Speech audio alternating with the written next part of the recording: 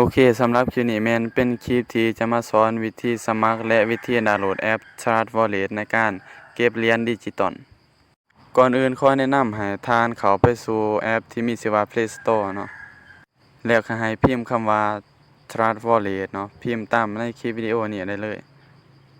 โอเคนี่แม่นรูปร่างลักษณะของแอป Trust Wallet เนาะหรือว่าแอปที่ว่าเก็บเหรียญดิจิตอลหรือว่าเหรียญคริปโตเนาะจากนั้นขอให้เราคลิกที่คำว่าติดตั้งแล้วให้เรารอท่าประมาณอยู่2นาทีเนาะเพื่อมันจะทำการติดตั้งสำเร็จ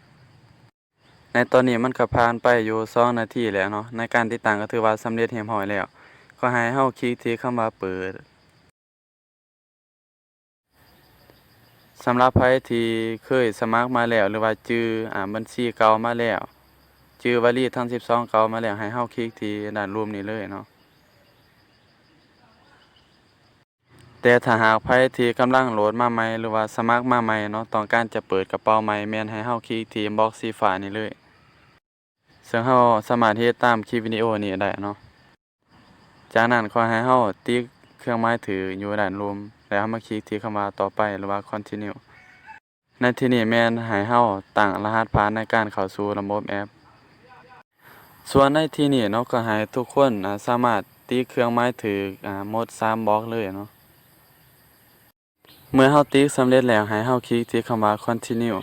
ต่อไปแม่นเนาะเพราะว่าในการอัดคลิปวิดีโอแม่นมันจะบ่เผยแพร่ข้อมูลส่วนตัวให้ทุกคนได้เห็นก็ให้เฮานี่เอาโทรศัพท์อีกเครื่องหนึ่งเนาะมาถ่ายวลีจำนวน12วลีเนาะในการตอบคำถามเวลาเฮาต้องการจะเข้าในบัญชีโทรศัพท์หน่วยอื่นเนาะหรือว่าถ้าหากเฮาโทรศัพท์ของเฮาถูกเสียเนาะสำคัญแล้วให้เฮาจื้อวลีทั้ง12วลีซึ่งรูปประกอบที่ได้เห็นในคลิปนี้เนาะแม่นเป็นเพียงภาพตัวอย่างซื่อๆเด้อเมื่อเราตอบคำถามจำนวน12วลีแล้วมันจะเข้าสู่หน้าหลักของแอป Trust Wallet ให้เราเห็นแบบนี้เนาะส่วนขั้นตอนนี้แม่นให้เราคลิกที่คำว่าดันหรือว่าเราจะคลิกที่เครื่องหมายกาตินกาก็ได้เนาะในขั้นตอนนี้เนาะในการสมัครการนำใส่กระเป๋า Trust Wallet แม่นง่ายๆเพียงส่ำนี้เนาะก็ถือว่าเป็นที่สำเร็จเรียบร้อยแล้วเนาะสำหรับเว็บนี้แม่นเราสามารถเก็บได้หลายสกุลเหรียญเนาะสำหรับใครที่ต้องการอยากจะเปิดเป็นโหมดพื้นหลังสีขาวแม่นหรือว่าแสงสว่างแม่นสามารถคลิกอยู่ที่การตั้งค่าเนาะนะครับเปิดตัวนี้หรือปิดก็ได้แล้วมันจะเปลี่ยนเป็นพื้นหลังสีดำให้เนาะถ้าหากเราเนาะต้องการจะเพิ่มสกุลเงินเหรียญ TIX หรือว่าเหรียญอื่นๆแม่นให้เราคลิกอยู่ที่รูป2จั่มอยู่ด้านเทิงปึ๊บเมื่อเข้าสู่หน้าหลักแบบนี้แล้วให้เราค้นหาชื่อเหรียญที่เราต้องการจะเพิ่มเข้าเนาะเช่นข้าพเจ้าจะเพิ่มเข้าเหรียญ Tron เนาะ TRX ตัวนี้แล้วก็ให้เราติ๊กเปิดเลยโอเคเนาะเมื่อเราได้ทำการเปิดสำเร็จเรียบร้อยแล้วให้เราเข้าสู่หน้าหลักของแอปกันเลยโอเคเนาะนี่เนาะแม่นเราได้ทำการเปิดเรียบร้อยแล้วเนาะเป็นสกุลเงินเหรียญ Tron หรือว่า TRX ถ้าหากเราต้องการจะโอนเหรียญ TIX ของเราแม่นให้เราคลิกที่คำว่าเซ็นตัวนี้เนาะ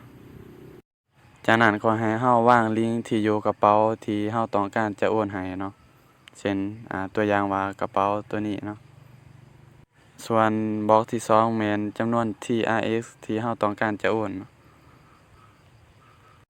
ถ้าหากเราต้องการจะรับที่อยู่ของเราในการถอนเงินเนาะแม่นให้เราสามารถคลิกที่ไอคอนตัวนี้เนาะเครื่องกลางตัวนี้ซึ่งเราสามารถแคปหรือว่าเราสามารถสำเนาลิงก์ที่อยู่กระเป๋าของเราได้เนาะเช่นข้าพเจ้าเนาะจะได้โอนเหรียญจากแอป Tron Link Pro ของข้าพเจ้าเนาะเพื่อโอนไปยังบัญชี Trust Wallet ซึ่งเราได้สำเนาลิงก์ที่อยู่ใน Trust Wallet ของเราเป็นที่สำเร็จเรียบร้อยแล้วเนาะก็ให้เราวางในบล็อกนี้แล้วเราคลิกที่คำว่า next เส้นข้าพเจ้าจะโอนอยู่311 TRX เนาะแล้วเราคลิกที่คำว่าเซ็นจากนั้นคลิกที่คำว่า confirm โอเคเนาะในการโอนเหรียญของข้าพเจ้าแม่นเป็นที่สำเร็จเรียบร้อยแล้วเนาะนี่แม่นประวัติของการโอนเนาะหรือว่าหลักฐานของการโอนจำนวนอยู่ 311 TRX แล้วบัดนี้เรามาเข้าเบิ่งอยู่ในแอป Trust Wallet ของเราว่าเหรียญที่เราได้โอนไปว่ามันเข้าแล้วหรือบ่เนาะเรารีเฟรชก่อนปึ๊บโอเคเนาะนี่แม่นประวัติของการได้รับเงินจากที่เราได้โอนไปบางอย่างเนาะจำนวน311 TRX สำหรับใครที่ต้องการจะเปลี่ยนเนาะจากเรตเงินสกุลดอลลาร์เนาะมาเปลี่ยนสกุลเงินกีบแม่นให้เราเข้าไปที่ตั้งค่าอยู่ด้านลุ่มจากนั้นให้เรามาคลิกสามารถเฮ็ดตามวิดีโอนี้ได้เนาะส่วนในที่นี้แม่นให้เราเลื่อนหาคำว่าสกุลเงินกีบเนาะหรือว่าหลักนั่นเองที่มีสัญลักษณ์เป็นตัว K เนาะหลักตัวนี้เมื่อเราเฮ็ดแล้วให้เราคลิกที่หาคำว่ากีบลาวเลยเนาะโอเคอันนี้แม่นมันมีการเปลี่ยนแปลงเนาะอยู่ด้านเทิงจากสกุลเงินเหรียญมาเป็นสกุลเงินกีบแล้วเนาะโอเคเนาะสำหรับวิธีสมัครกระเป๋า Trust Wallet แม่นขอจบลงเพียงเท่านี้แล้วพบกันใหม่ในคลิปหน้า